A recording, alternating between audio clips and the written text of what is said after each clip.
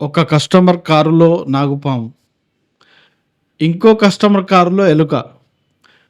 అదే పాము గనక కారు లోపల వెళ్తే ఎంత ప్రమాదకరం. ఒక ఎలుక కారులో ఏ విధమైన బీభత్సం సృష్టించిందో చూడండి. ఇదే ఎలుక ఇంజన్లో చేరితే కనుక వైరింగ్ మరియు ఇతర భాగాలను కూడా కొరుకుతుంది. దానివల్ల కారులో మేజర్ ప్రాబ్లమ్స్, మీకు రిపేర్ బిల్స్. అయితే ఇవి కారు లోపల ఎలా వెళ్తాయో ఒకసారి చూద్దాం. ముఖ్యంగా బ్యాక్ బంపర్ లోపల గల ఎయిర్ వెంట్స్ మరియు ముందు భాగంలో ఉండే ఏసీ వెంట్స్, వీటికి ఎంట్రీ పాయింట్స్.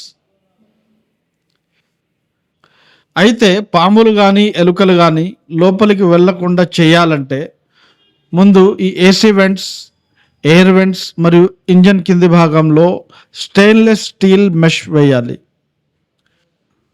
అయితే ఇంజన్ భాగం మీద మరియు వైరింగ్ పై 3M రోడెంట్ రిపెలెంట్ స్ప్రే అని ఒకటి వస్తుంది. అది స్ప్రే చేసుకుంటే ఒక 6 నెలల వరకు వీటి నుంచి రక్షణ పొందవచ్చు.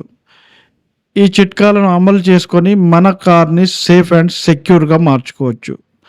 Thank you.